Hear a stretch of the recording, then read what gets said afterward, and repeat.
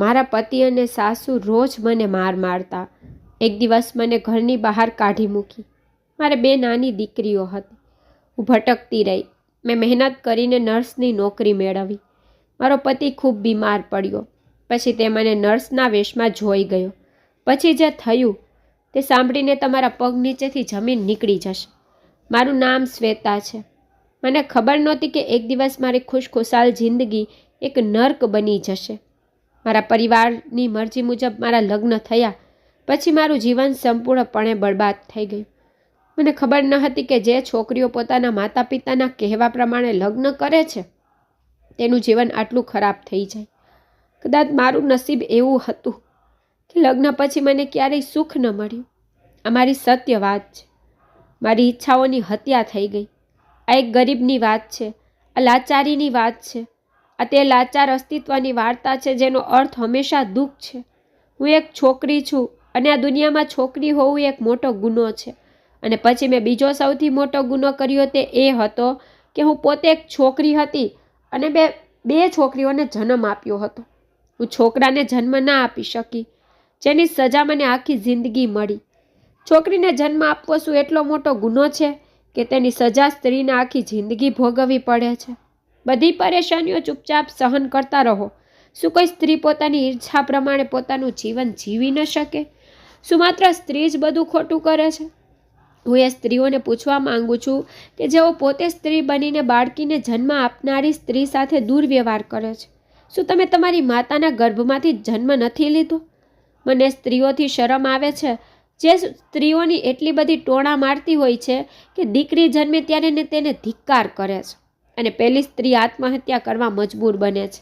તે જીવતી નથી રહેતી પણ જીવતી લાશ બનીને આ દુનિયામાં ફરતી રહે છે. તેની ભાવનાઓની હત્યા કરવામાં આવે છે પરંતુ તેમ છતાં તે તેના બાળકો માટે પોતાનું જીવન જીવી રહી હોય છે. હું મારા માતા પિતાની લાડકી દીકરી હતી અને હું એક મધ્યમ વર્ગીય પરિવારની હતી. હું ખૂબ ખુશ હતી. મારા માતા પિતાએ મને જીવનની બધી ખુશીઓ આપી હતી પરંતુ મને ખબર ન હતી કે મારી આવતી કાલ આજની જેમ સુંદર નહીં હોય, બલકે હું ફક્ત ખુશીની જ ઈચ્છા રાખતી હતી. હું અત્યારે કોલેજમાં ભણતી હતી. મારું જીવન ખૂબ જ સરસ ચાલી રહ્યું હતું. મારા માતા પિતા મને ખૂબ પ્રેમ કરતા હતા. મારી માતા શરૂઆતથી ટીબીના રોગથી પીડિત હતી. તેઓ ઘણા વર્ષોથી આ રોગથી પીડાતા હતા અને તેમની સારવાર પણ ચાલી રહી હતી. મારી માતા દવાઓ પર જ જીવન જીવતી હતી. મારા પિતાના એક મિત્ર છે અનિલ કાકા. તેઓ મોટે ભાગે મારા પિતાને ઘરની બહાર મળતા હતા. જ્યારે પણ કોઈ કામ હોય ત્યારે જ તેઓ અમારા ઘરે આવતા. તે અમારા ઘરે વધુ આવતા ન હતા અને અમે પણ તેમના ઘરે માત્ર કેટલાક કામ માટે જ જતા હતા. અનિલ અંકલ ઘણા સમયથી મારા પપ્પાને અમારા ઘરે આવવાનું કહેતા હતા કે અનિલ અંકલ અમારા ઘરે કેમ આવવા માંગતા હતા. તે તેમની પત્નીને પણ અમારા ઘરે લાવવા માંગતા હતા. પપ્પા કહેવા લાગ્યા કે એ પણ શક્ય છે કે તે મારા માતાની તબિયત પૂછવા માટે અમારા ઘરે આવવા માંગતા હોય. એમાં કોઈ મોટી વાત નથી. મેં તેને કહ્યું છે કે તે જ્યારે ઈચ્છે ત્યારે અમારા ઘરે આવી શકે છે. હું મોટા ભાગે મારા અભ્યાસમાં વ્યસ્ત રહેતી હતી. ઘરનું કામ કરવા માટે એક નોકરાણી હતી અને તે મારી માતાની સેવા કરતી હતી. મારી માતા કહેતી કે તું મોટે ભાગે તારા અભ્યાસમાં ધ્યાન આપજે. મારી ચિંતા ના કર, હું ઠીક થઈ જઈશ. અને મને પણ એવી જ આશા હતી કે મારી માતા એક દિવસ ચોક્કસ સાજી થઈ જશે. શહેરના શ્રેષ્ઠ ડૉક્ટર પાસે અમે તેમની સારવાર કરાવી. રાત્રે અમે બધા સાથે બેસીને ભોજન લેતા હતા. જીવન આ રીતે ખૂબ જ આનંદથી ચાલી રહ્યું હતું. જ્યારે એક દિવસ પપ્પાને અનિલ અંકલનો ફોન આવ્યો અને તેમણે કહ્યું કે હું મારી પત્ની સાથે તમારા ઘરે આવવા માંગુ છું. પિતાએ તેઓને જમવા માટે બોલાવ્યા હતા. માતાએ નોકરને કહ્યું હતું કે આજે ઘણી વાનગીઓ તૈયાર કરજો, ઘરે મહેમાનો આવવાના છે. હું સવારે કોલેજ જતી હતી, બપોરે જ કોલેજથી પાછી આવતી અને પછી સાંજે કોમ્પ્યુટર ઇન્સ્ટિટ્યૂટ જતી. ત્યાં સુધીમાં તો 7 વાગી ગયા. સાંજે મમ્મી પપ્પાએ મને કહ્યું હતું કે આજે તારે ઘરે વહેલું આવવું પડશે. તને ખબર છે કે અમારા ઘરે મહેમાનો આવવાના છે. મેં પપ્પાને કહ્યું કે પપ્પા, તે તમારા મિત્ર છે, તેથી તમારે તેની સાથે વધુ વાત કરવી જોઈએ. હું તેમની સામે બહુ ચર્ચા કરીશ નહીં. મારી માતાએ કહ્યું કે બેટા એવું ન કે, લોકો સાથે સારું વર્તન કરો, લોકો સાથે વાત વાતચીત કરો તો જ લોકો તમારા વિશે જાણશે, તમને ઓળખશે અને તમને લોકો વિશે માહિતી પણ મળશે. મમ્મી પપ્પાએ કહ્યું કે અમારે અનિલ કાકા અને તેની પત્નીનું યોગ્ય રીતે સ્વાગત કરવાનું છે અને તેમાં તું અમને સાથ આપીશ. તું પણ અમારા પરિવારની સભ્ય છો. એ લોકો શું કહેશે, મારી દીકરી આટલી અહંકારી છે. મેં કહ્યું ઠીક છે, હું જલ્દી ઘરે આવીશ અને મહેમાનો સાથે પણ સારું વર્તન કરીશ. રાત્રે 8 વાગ્યા સુધીમાં અનિલ કાકા અને તેમનો પરિવાર અમારા ઘરે આવી ગયા. મેં જોયું કે અનિલ કાકા મને જોઈને ખૂબ જ ખુશ હતા. તે કહેતા હતા કે તમારી દીકરી ખૂબ જ સુંદર છે. તેણે મારા પિતાને કહ્યું કે જ્યારે મેં તમારી દીકરીને જોઈ ત્યારે તે ઘણી નાની હતી, પણ થોડા દિવસ પહેલાં જ્યારે મેં તેને જોઈ ત્યારે મને લાગ્યું કે આ છોકરી કોણ છે. મારી દીકરી પણ એ જ કોલેજમાં જાય છે જ્યાં તમારી દીકરી જાય છે. મારી દીકરીને કોલેજમાંથી લેવા ગયો હતો ત્યારે મારી દીકરીએ મને કહ્યું કે તે તારા મિત્ર વિકાસ કાકાની દીકરી છે. તમારી દીકરીને જોઈને મને ખૂબ આનંદ થયો અને પછી મેં વિચાર્યું કે અમે તમારી દીકરીને મળવા ચોક્કસ તમારા ઘરે આવીશું. અનિલ કાકાની વાત સાંભળીને મને ખૂબ જ આશ્ચર્ય થયું. પછી તેમની પત્ની પણ મારી સાથે ખૂબ જ સારું વર્તન કરવા લાગી. તેણે મને તેની પાસે બેસાડી અને કહ્યું કે તું ખૂબ જ સુંદર છે. અમે અમારા દીકરાના લગ્ન તારી જેવી છોકરી સાથે કરવા માંગીએ છીએ અને તારા જેવી સુંદર અને બુદ્ધિશાળી છોકરીની શોધમાં છીએ. તેની વાત સાંભળીને મારી આંખો અચાનક શરમથી નીચી થઈ ગઈ. જ્યારે મારા માતા પિતા પણ તેની વાત સાંભળીને મૂંઝાઈ ગયા. થોડા સમય પછી હું મારા રૂમમાં આવી, કારણ કે હવે તેઓ એકબીજાની વચ્ચે બેઠા હતા અને કેટલીક મહત્વપૂર્ણ વાતો કરી રહ્યા હતા. મને એ લોકો વચ્ચે બેસવું યોગ્ય ન લાગ્યું. મને ખબર નથી કે તે પછી શું થયું અને શું નહીં. જ્યારે તેમના જવાનો સમય થયો ત્યારે મારા પિતાએ મને બોલાવી. અનિલ કાકાની પત્ની અને અનિલ કાકા મારા માટે કેટલીક ભેટ લઈને આવ્યા હતા. તેઓએ મને તે ભેટ આપી અને તે પછી તેઓ તેમના ઘરે ગયા. તેઓના ગયા પછી મારી માતા મારા પિતાને કહેતી હતી કે તમે આ લોકોને ના પાડો કે અમે અમારી પુત્રીના હમણાં લગ્ન કરીશું નહીં. અમે તેનો સંબંધ નક્કી કરવા માંગતા નથી. અત્યારે ત્યારે અમારી દીકરી ભણે છે અને તેનું સપનું છે કે તે નોકરી કરવા માંગે છે. અમે હમણાં તેનો સંબંધ નક્કી કરી શકતા નથી. તેથી જ અમારી તરફથી ઇનકાર કરવામાં આવી રહ્યો છે. માતાની વાત સાંભળીને પિતાએ કહ્યું ઠીક છે, ચાલો થોડો વિચાર કરીએ અને પછી જ જવાબ આપીશું. અત્યારે હું કોઈ અંતિમ જવાબ આપવા માંગતી નથી. મમ્મીએ કહેવાનું શરૂ કર્યું કે અમારો અંતિમ જવાબ એ જ હશે કે અમારી દીકરી હજી ભણે છે અને તેની હજી લગ્નની ઉંમર નથી. મમ્મી પપ્પાની વાત સાંભળીને મને સમજાયું કે આ લોકો અમારા ઘરે કેમ આવ્યા છે. ખરેખર આ લોકોએ મને ક્યાંક જોઈ હતી અને પછી તેમને ખબર પડી કે હું તેમના મિત્રની દીકરી છું. તેથી તેઓ તેમના પુત્રને લઈને અમારા ઘરે મારા સંબંધ માટે આવ્યા હતા. આ પહેલાં તે ક્યારેય અમારા ઘરે આવ્યા ન હતા. પપ્પા અને અનિલ અંકલના મિત્ર હોવા છતાં ન તો પપ્પા ક્યારેય તેમના ઘરે ગયા કે ન તો તેઓ ક્યારેય અમારા ઘરે આવ્યા હતા. બંને એકબીજા સાથે ફોન પર વાત કરતા હતા અથવા તો બહાર ક્યાંક એકબીજાને મળતા હતા. બંનેના પરિવારમાંથી કોઈનો પણ ઘરે આવવાનો કોઈ ઈરાદો ન હતો. હું મારા રૂમમાં આવી ગઈ હતી અને પછી આરામથી સૂઈ ગઈ હતી. મને ખબર ન હતી કે મમ્મી પપ્પા વચ્ચે શું થયું, કારણ કે મને મારા લગ્નમાં હજી કોઈ રસ ન હતો. મમ્મી ઈચ્છતી હતી કે મારે હજી લગ્ન ન કરવા જોઈએ, મારે અત્યારે ભણવું જોઈએ અને મારે નોકરી કરવી જોઈએ. જોકે અમારા ઘરમાં કોઈ વસ્તુની કમી ન હતી. મારા માટે નોકરી કરવી જરૂરી ન હતી, પણ નોકરી કરવી એ મારું સપનું હતું. હું 24 વર્ષની હતી અને મારા લગ્નમાં 4 વર્ષ લાગશે અને અનિલ કાકા તેમના પુત્રના લગ્ન 1 વર્ષમાં કરાવવા માંગતા હતા. આ સંબંધ વિશે મારી માતા તરફથી ઇનકાર કરવામાં આવ્યો હતો, પરંતુ પિતાએ તેને નકારવા માંગતા ન હતા. મેં એક દિવસ મારા માતા પિતાને વાત કરતા સાંભળ્યા કે મમ્મી પપ્પા સાથે દલીલ કરી રહી હતી કે અત્યારે તેની દીકરીના લગ્ન કરવા નથી માંગતી. પણ પપ્પા કહેતા હતા કે અનિલનો દીકરો ખૂબ જ ભણેલો છે, જોવામાં ખૂબ જ હેન્ડસમ છે. હું તેને મળ્યો છું, હું તેને ખૂબ જ પસંદ કરું છું અને આ રીતે મારી અને અનિલની મિત્રતા પણ ગાઢ થશે. તેનો પરિવાર પણ ઘણો સારો છે, ઘર પણ ઘણું મોટું છે. અમારી દીકરી ત્યાં બહુ ખુશ રહેશે. છોકરો સારી નોકરી કરે છે. તેને 3 ભાઈઓ અને 2 બહેનો છે. બંને બહેનો પરણી છે અને એક મોટો ભાઈ પર પરણે જ છે. હું કહું છું કે અત્યારે રિલેશનશિપનો ઇનકાર ન કર, ચાલ થોડો વિચાર કરીએ. મને લાગે છે કે મારી દીકરીને આનાથી સારો સંબંધ બીજે ક્યાંય મળી શકે નહીં. હું મારા મિત્રને સારી રીતે ઓળખું છું. હું તેના પરિવારને પણ સારી રીતે ઓળખું છું. મારી પુત્રી અજાણ્યા લોકોને આપવાને બદલે મારી પુત્રીને મારા પોતાના મિત્રના ઘરે આપી દેવી સારી વાત છે, જ્યાં મારી પુત્રી ખૂબ જ ખુશ થશે. મમ્મીને આ સંબંધથી કોઈ વાંધો ન હતો. એમને લાગ્યું કે હું હજી ભણું છું, મારે મારું સપનું પૂરું કરવું છે અને હું લગ્નની ઉંમરની પણ નથી. મમ્મીએ અનિલ અંકલના છોકરાનો ફોટો જોયો હતો. જોકે મમ્મી પણ છોકરાને ખૂબ પસંદ કરતી હતી. મારા માતા પિતાએ ક્યારેય મારી સાથે વાત કરી ન હતી. હું ફક્ત તેમની વાત સાંભળતી હતી. જ્યારે અનિલ કાકા અને તેમની પત્ની ભાવના આંટી ફરીથી અમારા ઘરે આવ્યા હતા અને ફરીથી મારા માતા પિતા મારા પર સંબંધ બાંધવા માટે દબાણ કરતા હતા. હવે તેઓ વધુ આગ્રહી બનવા લાગ્યા હતા અને મારા પિતા આ સંબંધ માટે પહેલેથી જ સંમત હતા. પપ્પા મમ્મીની વાત સાંભળ્યા વિના તરત જ આ સંબંધ માટે સંમત થઈ ગયા અને મમ્મી કહેતી હતી કે તમે આટલી ઉતાવળમાં નિર્ણય ન લો. તેઓ અમારા ઘરે આવીને ખૂબ ખુશ થઈ ગયા કારણ કે તેઓ જે ઈચ્છતા હતા તે સમાપ્ત થઈ ગયું હતું. મમ્મી કહેતી હતી કે તમને શું થયું કે તમારી દીકરીના લગ્ન આટલી જલ્દી કરવા માંગો છો? પપ્પાએ કહ્યું કે અત્યારે માત્ર સંબંધ નક્કી થયો છે અને અમે 4 વર્ષ પછી જ લગ્ન કરીશું. ત્યાં સુધીમાં અમારી દીકરી તેનું ભણતર પૂરું કરશે અને તે નોકરી કરવાનો શોખ પણ પૂરો કરશે.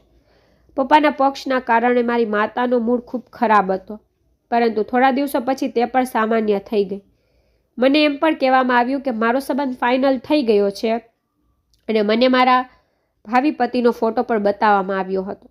હું હંમેશા મારા માતા પિતાના નિર્ણયને મારો પોતાનો નિર્ણય માનતી હતી. તેથી જ મને સંબંધ બાંધવામાં કોઈ સમસ્યા ન હતી.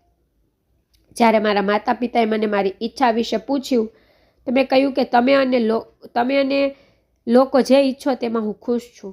મારા માતા પિતા સારી રીતે જાણતા હતા કે તેઓએ તેમની પુત્રીનો ઉછેર સારી રીતે કર્યો છે, તેથી તેમની પુત્રી ક્યારેય તેમના નિર્ણયની વિરુદ્ધ નહીં જાય. આ રીતે અનિલ કાકાના પુત્ર સાથે મારો સંબંધ નક્કી થયો. 4 વર્ષ પછી લગ્ન થશે એવી વાત થઈ. પરંતુ મારી માતા દિવસે ને દિવસે બીમાર થતી જતી હતી. મારી માતાની અમને ખૂબ ચિંતા હતી. પપ્પા હંમેશા મારી ચિંતા કરતા હતા કારણ કે હું તેમની એકમાત્ર લાડકી દીકરી હતી. પપ્પા ઈચ્છતા હતા કે તેમની દીકરીના લગ્ન મા અને પિતા બંનેની હાજરીમાં થાય, પરંતુ એવું ન થઈ શક્યું. માની તબિયત એટલી ગંભીર થઈ ગઈ કે એક દિવસ તે અમને છોડીને ચાલી ગઈ. હું મારી માતાના અવસાન પર ખૂબ રડી હતી અને ખૂબ દુઃખી થઈ હતી. માતાના અવસાન બાદ પિતા પણ આઘાતમાં રહેવા લાગ્યા અને તેમને પણ બીમારીઓ થવા લાગી. 6 મહિનામાં જ અમારા ઘરનું આખું વાતાવરણ બદલાઈ ગયું હતું. જ્યારે પિતાએ તેમની હાલત જોઈ તો તેઓ વિચારવા લાગ્યા કે તેમની દીકરીના લગ્ન કરાવી દેવા જોઈએ. જો તેમને પણ કંઈક થયું તો તેમની દીકરીનું શું થશે? કે એકલી કેવી રીતે બધું કરશે? મારા પિતાએ નક્કી કર્યું હતું કે તે મારા લગ્ન જલ્દી કરાવી દેશે. મેં પપ્પાને પણ કહ્યું હતું કે હું તમને છોડીને ક્યાંય નહીં જાઉં. માં ચાલી ગઈ છે અને જો હું પણ ચાલી જઈશ તો તમારું ધ્યાન કોણ રાખશે? પપ્પાએ કહ્યું કે મારી ખુશી માટે તારે લગ્ન કરવા પડશે. શું તને ખબર નથી કે તું અનિલના પુત્ર મુકુલ સાથે ખૂબ જ ખુશ રહીશ? હું મારા હાથે તારા લગ્ન કરવા માંગુ છું. પિતાએ મને ઘણું સમજાવ્યું હતું અને પછી તેમણે મને તેમની બીમારી વિશે જણાવીને લગ્ન દબાણ કરવાનું શરૂ કર્યું. આ રીતે મારા લગ્ન અનિલ કાકાના પુત્ર મુકુલ સાથે થયા અને પછી હું મારા સાસરે આવી. હું હંમેશા મારા પિતાની યાદોથી ત્રાસી જતી હતી. હંમેશા ચિંતામાં રહેતી કે તેઓ ઘરે એકલા શું કરતા હશે, તેઓ કેવી રીતે જીવતા હશે. પરંતુ હવે કંઈ કરી શકાતું ન હતું. હું મારા સાસરે આવી હતી અને મારા પિતાને ઘરે પ્રસંગોપાત મહેમાન બની હતી. હવે આ મારું ઘર હતું અને અહીંથી જ મારે મારા જીવનની નવી શરૂઆત કરવાની હતી. મારી જેઠાણીને 2 પુત્ર હતા. મોટો પુત્ર 10 વર્ષનો અને નાનો પુત્ર 8 વર્ષનો. મારા સાસરિયાઓ સાથે મારા શરૂઆતના દિવસો સારા રહ્યા, પરંતુ લગ્નના 3 મહિના પછી મારી સાસુએ અવાજ ઉઠાવવાનું શરૂ કર્યું કે તેમને બાળકો જોઈએ છે. તે તેના ઘરમાં તેના પૌત્ર પૌત્રીઓનો અવાજ સાંભળવા માંગે છે. પરંતુ અમારા લગ્નને માત્ર 3 મહિના જ થયા હતા. હવે આ બધું મારા હાથમાં તો ન હતું, પરંતુ મારી સાસુ મારા પર દરરોજ દબાણ કરતી હતી કે મને વહેલી તકે સારા સમાચાર જણાવ. જોકે ઘરમાં મારા સાસુનો દબદબો હતો, પરંતુ મારા સસરા બધું નક્કી કરતા હતા. અનિલ કાકા એટલે કે મારા સસરાની પોતાની ઇલેક્ટ્રોનિક્સની દુકાન હતી અને મારા પતિ નોકરી કરતા હતા. અમે બધા એક જ ઘરમાં સંયુક્ત કુટુંબમાં સાથે રહેતા હતા. દરેકનું ભોજન એક જ જગ્યાએ બનતું હતું. મારા પતિ મને સામાન્યની જેમ જ પ્રેમ કરતા હતા. મારી સાસુ હવે પહેલાં જેવી દેખાતી ન હતી. મારા સાસરે આવ્યા પછી તે સંપૂર્ણપણે બદલાઈ ગઈ હતી. મારા પતિ હંમેશા તેની માતાની વાત માનતા હતા. મારી સાસુ મારા પતિને તેના પલ્લુ સાથે બાંધીને રાખતી.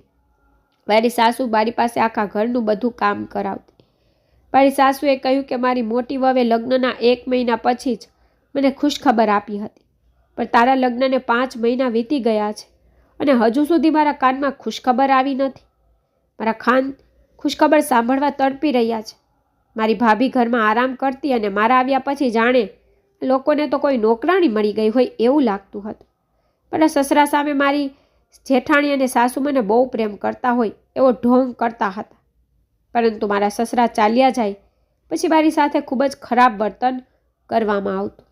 મારી સાસુ બળજબરીથી ઘરની ચીજ વસ્તુઓ અહીં ત્યાં ફેલાવી દેતી, જેથી હું વારંવાર ઘરની સફાઈ કરતી રહી અને હું આખું દિવસ આમ જ પસાર કરતી.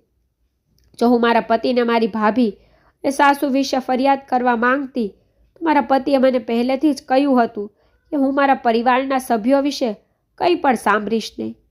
પત્નીઓ એવી હોય છે, પતિને તેના પરિવાર વિરુદ્ધ ઉશ્કેરે છે અને પછી ઘરનું વાતાવરણ ખરાબ થઈ જાય છે.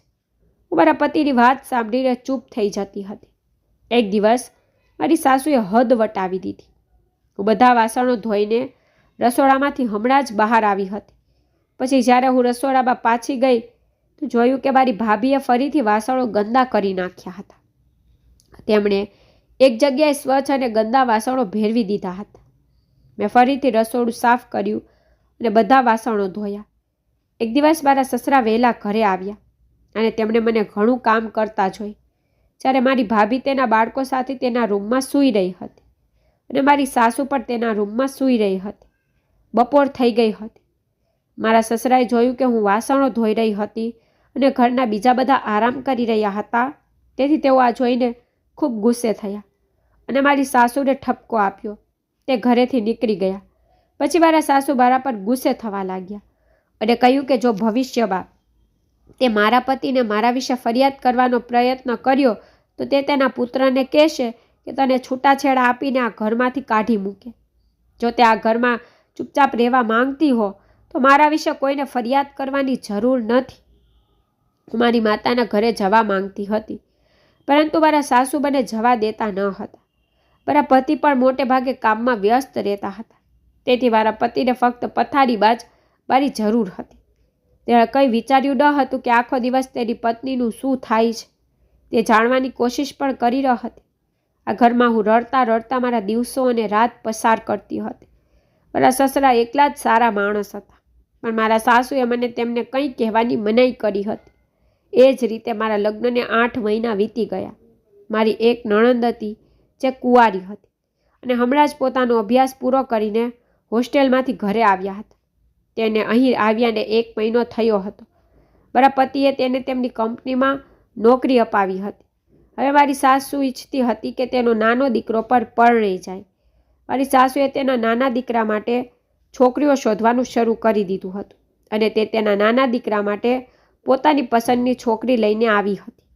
જ્યારે મારી ભાભીને પણ મારા સાસુએ પસંદ કરી હતી અને મને મારા સસરાએ પસંદ કરી હતી. તેથી મારી સાસુ મને પસંદ નહોતી કરતી. તેણે કહ્યું કે પુરુષને ખબર નથી હોતી કે તેના પરિવારની વહુ કોણ બનવી જોઈએ અને કોણ નહીં. સ્ત્રીની સૌથી સારી ઓળખ શું છે તે પુરુષને ખબર નથી.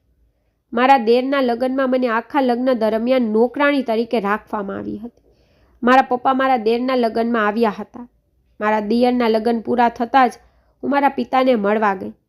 મારા પિતાને મળ્યાને ઘણો સમય થઈ ગયો હતો અને મારી પાસે મોબાઈલ ફોન ન હતો જેનાથી હું તેમની સાથે વાત કરી શકું. મારા પિતાએ મને કહ્યું કે દીકરી, તું મારા ઘરે મારી ખબર અંતર પૂછવા પણ આવતી નથી. મેં જોયું કે મારી સાસુ અને ભાભી વિચલિત હતા, તેથી મેં મારા પિતાને આ ઘરમાં મારી સાથે કેવું વર્તન કરવામાં આવે છે તે વિશે બધું કહ્યું. મેં જે કહ્યું તે સાંભળીને પપ્પા ચોંકી ગયા. તેમણે મારી સામે ધ્યાનથી જોયું અને કહ્યું કે તેથી જ મારી પુત્રી ઓળખી શકાતી નથી. મારી દીકરી લગ્ન પહેલાં ઘણી ખુશ રહેતી અને લગ્ન પછી તે ખૂબ જ નબળી પડી ગઈ છે. ચિંતા ન કર, હું અનિલ સાથે વાત કરીશ. તે તેની પત્ની અને પુત્રને ચોક્કસ સમજાવશે. ડરના કારણે મેં મારા પિતા સામે હાથ જોડીને કહ્યું, પપ્પા, કૃપા કરીને અનિલ અંકલ સાથે આ વિશે વાત ન કરતા. શું તમે નથી જાણતા તેની પત્ની ખૂબ જ ખતરનાક છે? જ્યારે મેં મારા પિતાને 2-3 વાત કહી તો તેમણે કહ્યું કે સારું, પણ તું તારું ધ્યાન રાખજે બેટા. તને કોઈ તકલીફ હોય મને ફોન કરજે. સાસરિયામાં થતા ગુનાઓ ચૂપચાપ સહન ન કર. પપ્પા પાસે મારા હૃદયને હરવું કરીને હું ખૂબ જ ખુશ હતી. મારા દિયરના લગ્નને માંડ 1 મહિનો જ થયો હતો ત્યારે મારી દેરાણી ગર્ભવતી હોવાના સારા સમાચાર આપ્યા. ત્યારે ઘરમાં ચારે બાજુ ખુશીનો માહોલ છવાઈ ગયો હતો. મારી દેવરાણીની સ્થિતિ પણ મારી ભાભી જેવી થઈ ગઈ હતી. જ્યારે હું એવી હતી કે જે હજી ગર્ભવતી ન હતી અને તેના કારણે મારા સાસરિયાઓના અત્યાચારો સહન કરતી હતી. હું બહુ ચિંતિત હતી કે ખબર નહીં શું થશે. હવે મારે મારી દેરાણીના બધા કામ કરવાના હતા. ભગવાનને ઘણી પ્રાર્થના કરવા છતાં ભગવાને મને મા બનવાની ખુશી બતાવી ન હતી.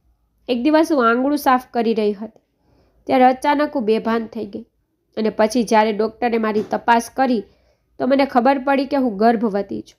હું ખુશ હતી. મારા સાસુ સસરા અને પતિ આનાથી ખુશ હતા, પરંતુ તેમની ખુશી મારાથી આવતા બાળકથી હતી. મારા પતિ જે પહેલાં મારી અવગણના કરતા હતા તે હવે મારા પર ધ્યાન આપવા લાગ્યા હતા. હું ભગવાનનો આભાર માની રહી હતી કે બાળકના જન્મ પછી કદાચ મારું જીવન સારું રહેશે. મારી દેરાણી મારાથી 2 મહિના આગળ હતી અને પછી જ્યારે હું 7મા મહિનામાં હતી ત્યારે મારી દેરાણીએ એક પુત્રને જન્મ આપ્યો. મારી સાસુએ ખુશીથી તેને ગળે લગાડી અને મારી સાસુએ કહ્યું કે તારે પણ એક પુત્રને જન્મ આપવો પડશે, નહીંતર જીવનભર તું આ ઘરની નોકરાણી બનીને રહીશ. આ સાંભળીને હું વધુ ડરી ગઈ. પહેલાં હું હંમેશા મા બનવાની પ્રાર્થના કરતી, હવે મારે પણ પ્રાર્થના કરવી પડી કે ભગવાન મને દીકરીને પણ દીકરો આપજો. છેલ્લા દિવસોમાં મારી હાલત ખૂબ જ ખરાબ થઈ ગઈ હતી, કારણ કે હું એનિમિયાથી પીડિત હતી અને પછી જ્યારે હું મારા 8મા મહિનામાં પહોંચી ત્યારે મારી તબિયત ખૂબ જ ખરાબ થઈ ગઈ હતી. મારી સગર્ભાવસ્થા દરમિયાન મારી સાસુ ઘરના તમામ કામો કરતી હતી, કારણ કે તેમને તેમના ઘરની રોશની જોઈતી હતી. પરંતુ જ્યારે મારી ડિલિવરી થઈ ત્યારે મને ખબર પડી કે મેં એક દીકરીને જન્મ આપ્યો છે, જે ખૂબ જ નબળી હતી. આ સમાચાર સાંભળીને બધા જ ચોંકી ગયા. મારી દીકરીનું આગમન કોઈને ગમ્યું નહીં. મારી સાસુએ મારા પતિને ના પાડી દીધી હતી કે દીકરીને ખોળામાં લેવાની જરૂર નથી. મારી વહુઓ અને મારી દીકરીઓએ પણ દીકરાઓને જ જન્મ આપ્યો છે. આ દુઃખી સ્ત્રીએ જ અમારા ઘરે છોકરીને જન્મ આપ્યો છે. મારા પતિએ તેની દીકરી તરફ જોયું પણ નહીં અને આમ મારા સાસરિયામાં દીકરીને જન્મ આપ્યા પછી મારી કિંમત વધુ ઘટી ગઈ. ખરેખર મારા સાસુ પણ મને પસંદ નહોતા કરતા. મારી સાસુ ઈચ્છતી હતી કે મારા પતિ બીજા કોઈ સાથે લગ્ન કરે, પણ મારા સસરાએ મને કોલેજમાં જોઈ. જ્યારે તે કોલેજમાંથી મારી નણંદને લેવા આવ્યા હતા અને તેને ખબર પડી કે હું તેના મિત્રની પુત્રી છું, ત્યારે તે તેના પુત્ર સાથે મારા લગ્ન કરાવશે તેવી તેમની ઈચ્છા હતી. ત્યારે મારા પરિવારના સભ્યોએ શરત રાખી હતી કે મારા લગ્નમાં 4 વર્ષનો સમય લાગશે. આ દરમિયાન તેઓએ મારી પ્રેમિત દેરના લગ્ન કરાવ્યા અને પછી મારી માતાના ગયા પછી મારા પર લગ્ન થયા. મારા આખા સાસરિયાઓના પરિવારમાં દરેકને પુત્રો હતા. હું એકમાત્ર એવી હતી જેણે પુત્રીને જન્મ આપ્યો હતો. આ જ કારણ હતું કે લગ્ન પછી મારી સાસુ મારી સાથે વધુ વાત ન કરતી. તેણે કહ્યું કે મને આ છોકરી પહેલાં ગમતી ન હતી, તેને મારા પતિ દ્વારા જબરજસ્તી પસંદ કરવામાં આવી છે. મારી સાસુ મારા સસરા સામે મારી સાથે સારી રીતે વર્તન કરતી, કારણ કે મારા સસરા થોડા કડક હતા, પરંતુ મારું જીવન મોટી મુશ્કેલીમાં હતું. મને લાગ્યું કે હવે મને એક દીકરી છે, હું મારી જિંદગી આ રીતે નહીં જીવી શકું. એક દિવસ મારે મારા સસરાને ફરિયાદ કરવી પડશે, પણ એ દિવસ મારા જીવનમાં ક્યારેય ન આવ્યો. એ પહેલાં તો મારા સસરા આ દુનિયા છોડી ગયા. તે પોતાની દુકાને બેઠા હતા ત્યારે અચાનક તેને હાર્ટ એટેક આવ્યો અને સમાચાર મળ્યા કે મારા સસરા હવે આ દુનિયામાં નથી રહ્યા. મારા સસરાનું અવસાન થયું, પરંતુ તે પછી બધું સામાન્ય થઈ ગયું. મારા સાસુએ તેના પતિના મૃત્યુનો ફાયદો ઉઠાવી મને મારા પતિ અને પુત્રી સાથે જે રૂમમાં રહેતી હતી તે રૂમમાંથી બહાર કાઢી ધાબા પર મોકલી દીધી હતી. છત પર ફક્ત એક નાનો ઓરડો હતો અને રૂમમાં સારું ધાબળું પણ ન હતું, પરંતુ લોખંડના સળિયા દેખાતા હતા. મારી માસૂમ દીકરી સાથે ટેરેસ પર રહેવા લાગી. મને ખાવાનું પણ મળતું નહીં. જ્યારે પણ મારી પતિને મારી જરૂર પડતી ત્યારે તે મને પથારી પર બોલાવતા હતા અને આ રીતે હું ફરી એક વખત ગર્ભવતી બની હતી. અને આ વખતે પણ મેં એક પુત્રીને જન્મ આપ્યો હતો. 2 દીકરીઓની મા બની ગઈ. 2 દીકરીઓ થયા પછી મારું જીવન વધુ મુશ્કેલ બની ગયું હતું. મારી દેરાણી જેઠાણી સાસુ અને મારી બંને નણંદ મને ટોણા મારતા કે અમારા ભાઈના જીવનમાં આવીને તે તેનું જીવન બરબાદ કરી દીધું છે. મારા ભાઈને પુત્રનું સુખ ન મળી શક્યું. મારી બંને નણંદ પણ ખૂબ જ હોશિયાર અને કુશળ હતી અને જ્યારે બધાના હાથે મારું અપમાન થતું ત્યારે મારી જેઠાણી અને દેરાણી મને જોઈને ખૂબ જ ખુશ થતા, કારણ કે આવનારા સમય માટે આ ઘરમાં તેમનો સિક્કો વધુ મજબૂત થતો જતો હતો. આ ઘરમાં મારી દીકરીઓની કોઈ પરવા કરતું નહીં. મારા પર ખૂબ ત્રાસ થતો હતો. ઘરનું બધું કામ હું જ કરતી હતી ને વધેલો ખોરાક આપવામાં આવતો હતો. હું મારી નાની માસૂમ દીકરીઓને સ્તનપાન કરાવતી હતી, પરંતુ મારી તબિયત દિવસે ને દિવસે બગડતી જતી હતી, કારણ કે મારી નબળાઈને દૂર કરવા માટે મને ખાવા માટે કંઈ મળતું જ ન હતું. ત્યારે મને ખબર પડી કે મારા પિતાજી પણ ખૂબ બીમાર થવા લાગ્યા છે. હું તેમને મળવા જવા માંગતી હતી, પરંતુ મારા સાસુએ મને પાછી વાળી અને એક તમાચો માર્યો અને કહ્યું કે જો તું તારા માતા પિતાના ઘરે પગ મૂકવાનો પ્રયત્ન કરીશ તો હું તને આ ઘરમાંથી બહાર કાઢી મૂકીશ. હું કંઈ કરી શકી નહીં અને એ જ રીતે મારા પિતા પણ આ દુનિયા છોડી ગયા. હું અંતિમ ક્ષણોમાં મારા પિતાને પણ મળી શકી ન હતી. મારા પિતાના અવસાન પછી મારા હૃદયમાં મારા સાસરીઓ માટે ખૂબ જ નફરત ઉકળી રહી હતી. મને સૌથી વધુ ખરાબ મારા સસરાનું લાગતું હતું, જેઓ મારા ઘરે આવીને બળજબરીથી મારા સંબંધ વિશે વાત કરતા હતા. મેં વિચાર્યું હતું કે મારા મૃત્યુ પછી જ્યારે હું તેને ભગવાનની હાજરીમાં મળીશ ને ત્યારે હું તેને કહીશ, મારા બગડેલા જીવન માટે ફક્ત તમે અને ફક્ત તમે જ જવાબદાર છો. કોઈક રીતે હું મારી જાતને મારી પુત્રીઓને સહારો આપતી હતી. મારા પતિમાં ઘણા બધા દુર્ગુણો હોવા છતાં તેઓ હંમેશા તેમની માતાની વાત માનતા હતા, પરંતુ તેમણે મારી પુત્રીઓના જન્મ પછી પૈસા આપવાનું બંધ કર્યું ન હતું. ભલે તે મને મારા ખર્ચ માટે પૈસા આપતા ન હતા. મારી 2 દીકરીઓનો ખર્ચ તે ઉપાડી લેતા હતા અને તે જ પૈસાથી હું મારી દીકરીઓ માટે દૂધ ખરીદીને પીવડાવતી હતી. પરંતુ જ્યારે પણ મારી દીકરીઓની તબિયત બગડતી ત્યારે મારા પતિ તેમને ડૉક્ટર પાસે પણ લઈ જતા ન હતા. બધી જવાબદારી મારી હતી. રાત્રે જ્યારે ધાબા પર વરસાદ પડતો અને વીજળી પડતી ત્યારે હું ખૂબ ડરી જતી. હું મારી દીકરીઓને મારી છાતી પાસે પકડી રાખતી અને જ્યારે જોરદાર વરસાદ પડવા માંડતો ત્યારે ઉપરથી પાણી ટપકવાનું શરૂ થઈ જતું. એટલું પાણી ટપકતું કે બધું ભીનું થઈ જતું. મારી દીકરીઓ શાંતિથી સૂઈ જાય તે માટે હું તેમને આખી રાત મારી પાસે સૂડાવતી અને મારા હાથથી પડદો પકડી રાખતી, જેથી બધું પાણી તેમાં આવી અને મારી દીકરીઓ શાંતિથી સૂઈ શકે. દિવસ પડતાની સાથે જ મારી દીકરીઓ સાથે ઘરનું બધું કામ કરવું પડતું. એક દિવસ મેં મારા સાસુને વાત કરતા સાંભળ્યા કે તે મારા પતિને કહે છે કે દીકરા, તારે ફરીથી લગ્ન કરી લેવા જોઈએ. હું તારા માટે એક ખૂબ જ સારી છોકરી શોધીશ અને તે ટૂંક સમયમાં અમને મા બનવા આનંદ આપશે અને તને એક પુત્રનો પિતા બનાવશે. આ સાંભળીને મને ખૂબ જ ગુસ્સો આવ્યો અને મારા પતિ પણ ફરીથી લગ્ન કરવા રાજી થઈ ગયા. પરંતુ મારી સાસુએ કહ્યું કે તેના માટે પહેલાં તારી પત્નીને છૂટાછેડા આપવા પડશે. આ સાંભળીને મારા હોશ ઉડી ગયા અને હું મારા પતિના પગે પડી અને તેમને કહ્યું કે કૃપા કરીને મને છૂટાછેડા ન આપો. મારી 2 દીકરી છે. તમારા વિના એમનું શું થશે? હું એમને ક્યાં લઈ જઈશ? ત્યારે મારા સાસુએ મને જોરથી ધક્કો માર્યો અને કહ્યું કે તું બદમાશ, તારી હિંમત કેવી રીતે થઈ મારા પુત્રને સ્પર્શ કરવાની? તારી દીકરીઓને લઈને અહીંથી નીકળી જા. તારે અમારા ઘરે રહેવાની કોઈ જરૂર નથી. હું મારા પુત્રના બીજી વાર લગ્ન કરવા માંગુ છું. મેં કહ્યું, ના મમ્મી, મારા પર આવો ત્રાસ ના કરો. મારી નાની દીકરીઓ છે, તેમના માથા પરથી બાપનો છાયો હટાવો નહીં. તે દિવસે મારી સાસુએ મને ખૂબ માર માર્યો હતો. મારા પતિ મને ચૂપચાપ મારતા હતા તે જોતા હતા. તે વાતનો મને પસ્તાવો થઈ રહ્યો હતો. મને તેના પર ખૂબ ગુસ્સો આવ્યો. પછી મેં કંટાળીને જઈને મારી દીકરીઓ સાથે તે ઘર છોડી દીધું. મારા પતિ અને સાસુએ પણ મને રોકવાનો પ્રયાસ કર્યો ન હતો. મારી દેરાણી, જેઠાણી અને દિયરે પણ મને રોકી ન હતી. ઉલટાનું મને જોઈને હસતા હતા અને હું મારી બંને દીકરીઓ સાથે રડતી રડતી ઘરની બહાર નીકળી. ક્યાં જાઉં એની મને પરવા ન હતી, કારણ કે મારો સૌથી મોટો ગુનો એ હતો કે મેં દીકરીઓને જન્મ આપ્યો હતો. મારી દીકરીઓ સાથે મારા માતા પિતાના ઘરે આવી હતી અને મેં ત્યાં જોયું તો ઘરે તારું માળેલું હતું. પાડોશી આંટીએ મને ઘરની ચાવી આપી હતી અને કહ્યું હતું કે ઘરની અંદર જા, હું થોડી વારમાં આવું છું, મારે તને કંઈક કહેવું છે. મારી દીકરીઓ સાથે ઘરની અંદર ગઈ હતી. થોડી વાર પછી પાડોશી આંટી આવી અને મને કેટલાક કાગળો આપ્યા. તેણે કહ્યું કે શ્વેતા, તારા પપ્પાએ મરતા પહેલાં આખું ઘર તને ટ્રાન્સફર કરી દીધું હતું. આ ઘરના કાગળો છે જે તારા નામે છે.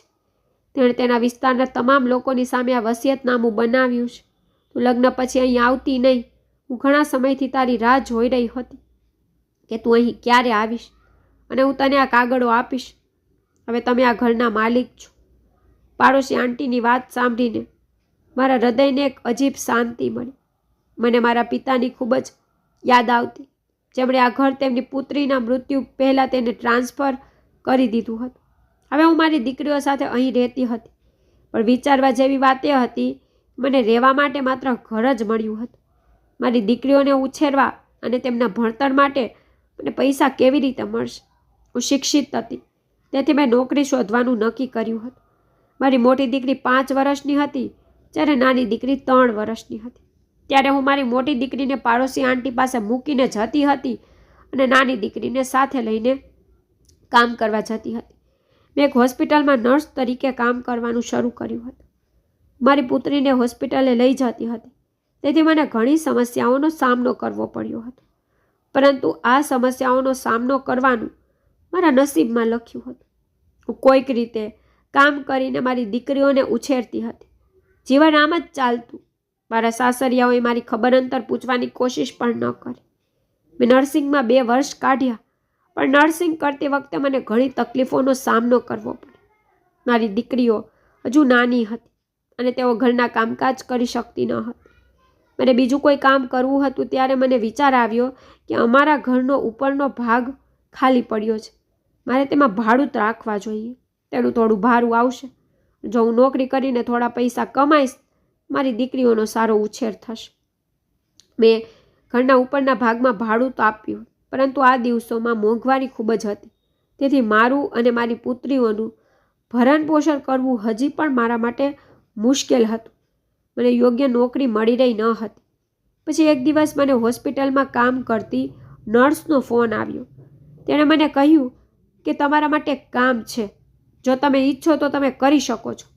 મેં કહ્યું કે હા, કયું કામ કહો, જો તે મારા માટે યોગ્ય હોય તો હું કરીશ. પછી તેણે મને કહ્યું કે એક માણસ છે, તે માનસિક દર્દી છે, તમારે તેની સંભાળ લેવા જવું પડશે. તે માત્ર 2-3 કલાકની વાત છે. આખો દિવસ તેને ઇન્જેક્શન આપીને બેભાન કરી દેવામાં આવે છે. તે આખો દિવસ ઊંઘે છે અને તે માત્ર 2-3 કલાક જાગે છે. મેં કહ્યું ઠીક છે, હું જોઈ લઈશ. તેણે મને સરનામું મોકલ્યું અને હું તે સરનામે ગઈ. તે એક નાનું ઘર હતું. દરવાજો ખોલતા દૂર એક સ્ત્રીને બેઠેલી જોઈ અને મારા પગ નીચેથી જમીન નીકળી ગઈ, કારણ કે આ સ્ત્રી બીજી કોઈ નહીં પણ મારી સાસુ હતી. મારી સાસુ આંગણામાં બેસીને શાકભાજી કાપતી હતી. આ એ ઘર ન હતું જ્યાં મારા લગ્ન થયા હતા. આ કોઈ બીજાનું ઘર હતું. પણ આ ઘરમાં મારી સાસુ શું કરી રહી હતી તે વિચારીને હું મૂંઝાઈ ગઈ. મેં મોઢું સંતાડી દીધું અને અંદર ગઈ. મારી સાસુ પૂછવા લાગી કે તમે કોણ છો? તમે તેને કહ્યું કે હું નર્સ છું. કદાચ તમે મને નોકરી પર રાખવા માટે બોલાવી હશે. મારા સાસુને યાદ આવ્યું અને પછી તેઓ મને રૂમની અંદર લઈ ગયા. રૂમમાં બેડ પર પડેલા વ્યક્તિને જોઈને હું ચોંકી ગઈ અને જેની મારે કાળજી લેવાની હતી તે વ્યક્તિ તો મારો પતિ હતો અને બેભાન અવસ્થામાં બેડ પર પડ્યો હતો. તેની હાલત ખૂબ જ ખરાબ થઈ રહી હતી.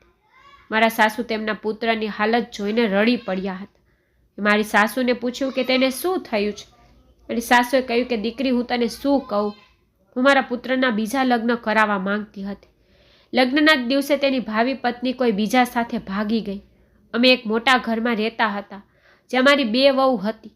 એક દિવસ મારી પુત્રની પત્ની ઘર છોડીને ચાલી ગઈ. મેં તેને શોધવાની કોશિશ ન કરી, કારણ કે હું અને મારા પુત્રની આ જ ઈચ્છા હતી. પણ પછી મારા બંને પુત્રોએ અમારી સાથે યુક્તિ રમી અને મારા બંને દીકરાઓએ ચતુરાઈથી મારા પુત્રનો હિસ્સો પોતાના નામે કરી લીધો અને પછી અમે બંને મા અને પુત્રને ઘરની બહાર કાઢી મૂક્યા. અમે રસ્તા પર આવી ગયા હતા.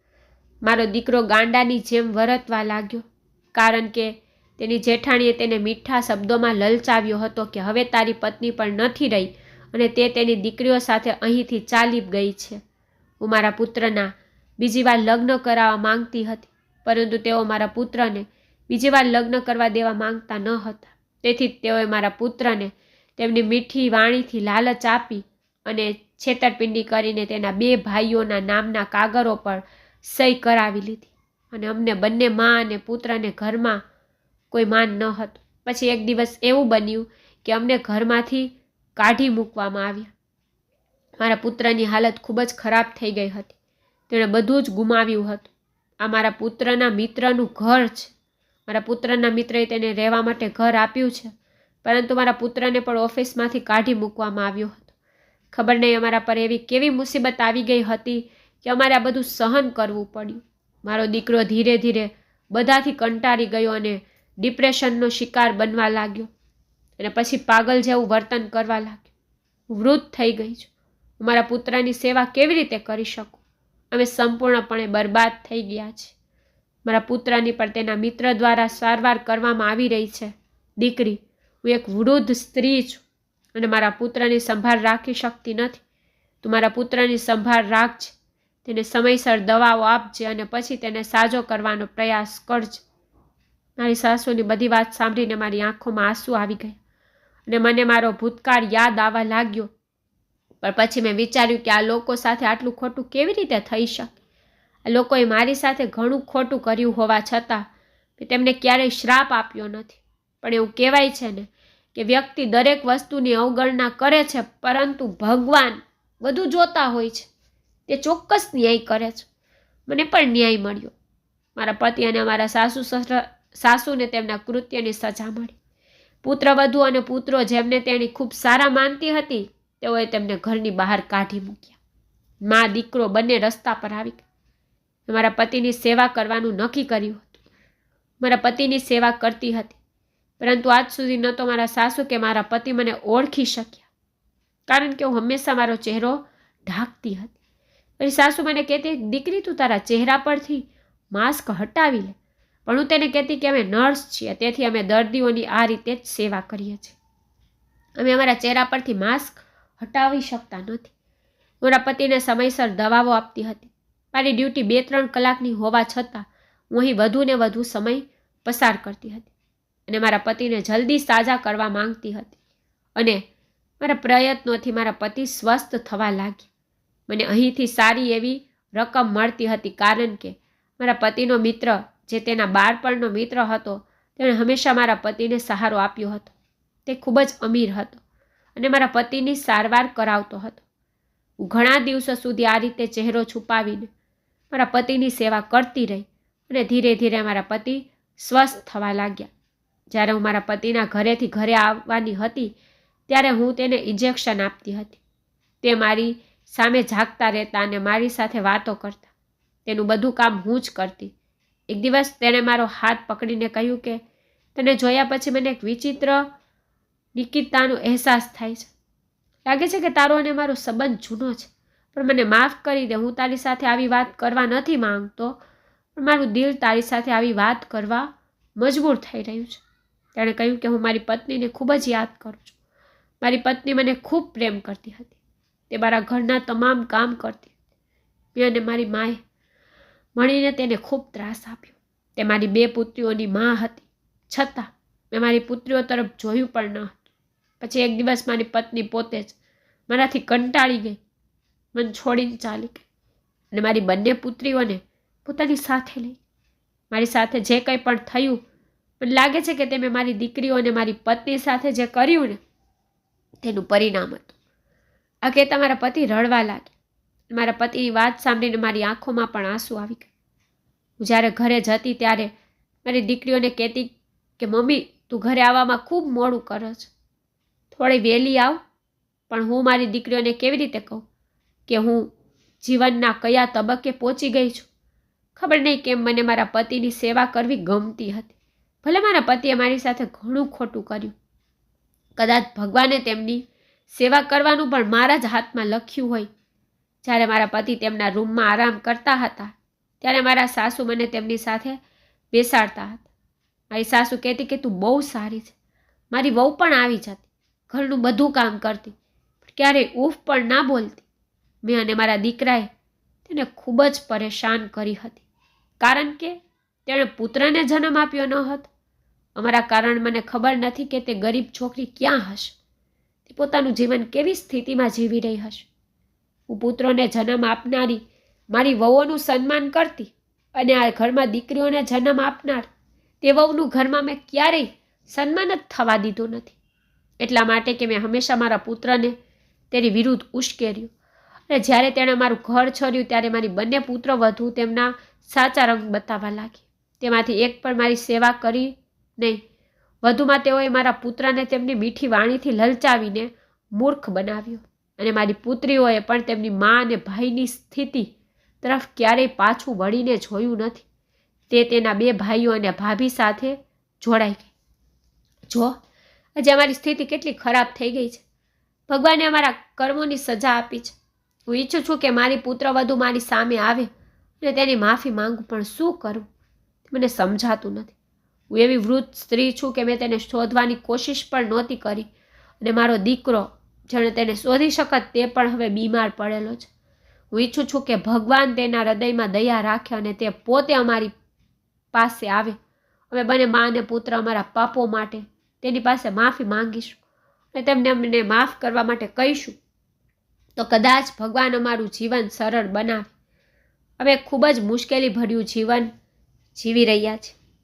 મારા સાસુની વાત સાંભળીને મને ખરેખર મારા હૃદયમાં દયા આવી, પરંતુ આ લોકો સાથે ફરીથી જીવન સેટલ કરવા માંગતી ન હતી, કારણ કે હવે મારું જીવન ઘણું આગળ વધી ગયું હતું. મારી દીકરીઓને ખૂબ સારી પરવરિશ કરી હતી, તેથી મેં 1 અઠવાડિયા પછી આ નોકરી છોડવાનું નક્કી કર્યું. મારી સાસુને આ વાત કહી કે મારા ઘરમાં કેટલીક સમસ્યાઓ છે, મારે આ કામ છોડવું પડશે. મારી વાત સાંભળીને મારા સાસુનો શ્વાસ અધર થઈ ગયો અને તે કહેવા લાગી, દીકરી, તારા વગર મારી દીકરાની સેવા કોણ કરશે? તારા કારણે મારો દીકરો ઘણો સાજો થયો છે. તું આવું કરીશ તો સારું નહીં થાય. આજે મારી સાસુ મારી સામે હાથ જોડીને ઊભી હતી. એ દિવસ પણ આવી ગયો હતો જ્યારે હું મારી સાસુ સામે હાથ જોડીને મારા પતિના પગે પડી હતી અને તેને કહી રહી હતી કે મને છૂટાછેડા ન આપો ને તડછોડો નહીં. મારી દીકરીઓને શું થશે? પરંતુ કોઈ અમારી વાત ન સાંભળી, પરંતુ હું મારી સાસુને અવગણીને ઘરની બહાર આવી ગઈ. મેં નક્કી કર્યું હતું કે અઠવાડિયે વધુ કામ કર્યા પછી હું કામ પર પાછી નહીં જાઉં અને હું નર્સ તરીકે જે કામ કરતી હતી તે જ કામ કરીશ. બીજા દિવસે જ્યારે હું કામ પર ગઈ ત્યારે ખૂબ જ ગરમી હતી. મારા પતિને દવા આપી રહી હતી ત્યારે અચાનક મારા સાસુ રૂમમાં આવ્યા અને મારા પતિને કહેવા લાગ્યા કે તે નર્સ ફક્ત 1 અઠવાડિયા સુધી જ તારી સેવા કરશે, તે પછી ત્યાં નોકરી છોડી રહી છે.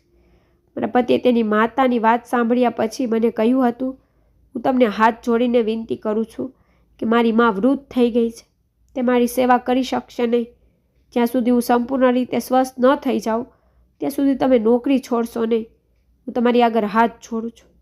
મારા પતિ રડતા રડતા કહેતા હતા કે આજે હું મારી પત્નીને ખૂબ મિસ કરું છું અને મારી દીકરીઓને પણ યાદ કરું છું. જો મારી દીકરીઓ અને મારી પત્ની આ બીમારી દરમિયાન મારી સાથે હોત તો તેઓ મારી કેટલી સેવા કરી રહ્યા હોત. પતિના રડવાથી મારી સાસુ પણ રડવા લાગી. મારી પણ આંખોમાં આંસુ આવી ગયા, પણ હું અહીં વધુ સમય રહી શકી નહીં. મારામાં આ લોકો સાથે રહેવાની હિંમત ન હતી. જેટલો સમય વીતી ગયો હતો તેટલો સમય મારા માટે ઘણો હતો. મને તરસ લાગી હતી. મેં જોયું કે મારા સાસુ તેમના પુત્રની પાસે બેઠા છે, તેથી હું પાણી પીવા રસોડામાં ગઈ.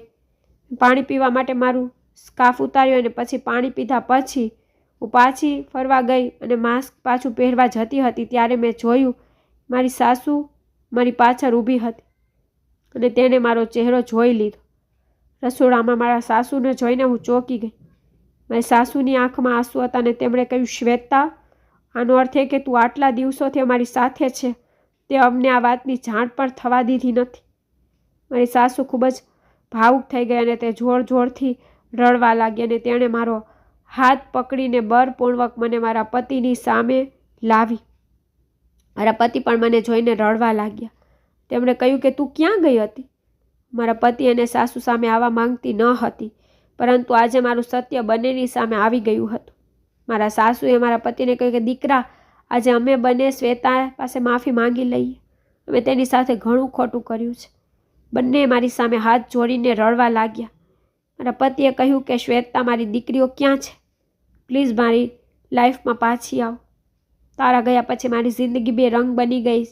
ભલે હું તને ચાહતો ન હતો, પણ તારા ગયા પછી મને તારું મહત્ત્વ સમજાયું. મને ખબર પડી તું કેટલી કિંમતી છે. મારી દીકરીઓને સ્વીકારવા તૈયાર છું, અને મારી દીકરીઓને મળવું છે. મારે તેમની પાસે પણ માફી માંગવી છે. કૃપા કરીને મને પણ માફ કર. મારી સાસુએ પણ હાથ જોડીને મને કહ્યું કે વહુ, મને પણ માફ કરી દે. મેં તારી સાથે ઘણું ખોટું કર્યું છે. ભગવાન મને મારા કૃત્યોની સજા આપી છે. મેં તમારી સાથે આટલું ખોટું કર્યું છતાં તમે અહીં મોઢું છુપાવીને મારા દીકરાની સેવા કરતા રહ્યા. તમારાથી શ્રેષ્ઠ કોઈ હોઈ શકે નહીં. આજે હું એક વિચિત્ર પરિસ્થિતિનો શિકાર બની ગઈ હતી ને સમજાતું ન હતું કે શું કરવું. બંને મા અને દીકરો મારી સામે એટલે ખરાબ રીતે રડી રહ્યા હતા કે મારું હૃદય પણ દુઃખી થઈ રહ્યું હતું. હું મારી બધી જૂની વાતો ભૂલી જવા મજબૂર થઈ ગઈ. મેં કહ્યું હતું કે હું તમને લોકોને માફ કરું છું, પરંતુ તમને મારી દીકરીઓના ચહેરા ક્યારેય નહીં બતાવું. મારી દીકરીઓને લીધે તમે બંને મારી સાથે ઘણું ખોટું કર્યું છે. મેં મારી દીકરીઓને ખૂબ જ મુશ્કેલીથી ઉછેરી છે. મારા પતિ અને મારા સાસુ હાથ જોડીને મારી પાછળ પડ્યા, પણ મેં તેમની વાત ન માની અને પછી હું ઘર છોડીને જતી રહી. ઘરે ગયા પછી હું ખૂબ રડી. જ્યારે મારી દીકરીઓએ મને પૂછવા લાગી કે મમ્મી શું થયું છે, તે બિચારી છોકરી નાની હતી. પછી જ્યારે મેં તેને આખી વાત કહી તો મારી મોટી દીકરી કહેવા લાગી કે મમ્મી, આપણે જઈને પપ્પા સાથે રહેવું જોઈએ. તેણે અને દાદી આપણી સાથે ઘણું ખોટું કર્યું હોવા છતાં તે હવે મુશ્કેલીનો શિકાર છે. આપણે તેની મુશ્કેલીમાં તેને સાથ આપવો જોઈએ. એવું જરૂરી નથી કે આપણે પણ એમની સાથે એવું જ કરીએ જે તેમણે આપણી સાથે કર્યું. જો આપણે પણ એમની સાથે ખોટું કરીએ તો એમનામાં અને આપણામાં શું ફરક રહે? અને તમે મને હંમેશા શીખવ્યું છે ને કે કોઈ આપણી સાથે ગમે તે કરે, આપણે હંમેશા ભલાઈથી જીવવાનું છે. મારી દીકરીનો માસૂમ ચહેરો જોઈ રહી હતી, જે આટલી માસૂમ હતી અને આટલી સમજદારીથી વાત કરતી હતી. તેને બહુ મોટી વાત કહી દીધી હતી. મેં મારી દીકરીઓનો પરવરિશ સારી રીતે કરી હતી ને હંમેશા સારા માર્ગે ચાલવાનું શીખવ્યું છે. આ જ કારણ હતું કે મારી દીકરી આટલી સમજદારીથી વાત કરતી હતી. મારી દીકરી કહેવા લાગી કે આપણે પપ્પા અને દાદી પાસે પાછા જઈએ, તેમનું ધ્યાન રાખીએ. હું મારી દીકરીઓને મારા પતિ અને સાસુ પાસે લઈ ગઈ. મારા પતિ અને સાસુએ બંનેને ગળે લગાડી અને ખૂબ પ્રેમ કર્યો. આજે એ લોકો વચ્ચેનો પ્રેમ જોઈને મારા ચહેરા પર સ્મિત આવી ગયું. પછી મારી માસૂમ દીકરીઓએ તેમના પિતાને માફ કરી દીધા. જ્યારે મારી દીકરીઓએ તેમના પિતા અને દાદીને માફ કરી દીધા હતા, ત્યારે હું તેમને માફ ન કરનાર કોણ હતી? તેથી મેં પણ તેમને માફ કર્યા. મારા પતિ અને મારી સાસુને મારા માતા પિતાના ઘરે લાવી હતી અને અમે ત્યાં સાથે રહીએ છીએ. દીકરીઓને જોઈને મારા પતિની માનસિક સ્થિતિ સંપૂર્ણપણે ઠીક થઈ ગઈ હતી. મારા પતિ આજે પણ તેમના કૃત્યોથી ખૂબ જ શરમ અનુભવે છે. જ્યારે મારા સાસુ મારી બંને દીકરીઓને તેમના જીવ કરતાં પણ વધુ પ્રેમ કરે છે. બધું બરાબર ચાલે છે અને જીવન હવે પહેલાં કરતાં ઘણું સારું બની ગયું છે. હું તમને બધાને વિનંતી કરવા માંગુ છું કે જે દીકરીઓને તમે ખોટી માનો છો, ખરેખર એક યા બીજા દિવસે એ દીકરીઓ તમારો સહારો બની જાય છે. દીકરીઓ ચોક્કસ દીકરા બને છે, પણ દીકરાઓ દીકરીઓ બની શકતા નથી. તો દીકરીઓનું મહત્ત્વ જાણતા શીખો. મિત્રો, મને આશા છે તમને અમારી વાર્તા પસંદ આવી હશે. જો તમને વાર્તા પસંદ આવી હોય તો વિડીયો લાઈક કરો. જો તમે ચેનલ પર નવા હો તો ચેનલને સબસ્ક્રાઈબ કરો અને હા, નોટિફિકેશન બેલને દબાવો, જેથી તમને આગામી અપડેટ સૌથી પહેલાં મળી રહે. ધન્યવાદ.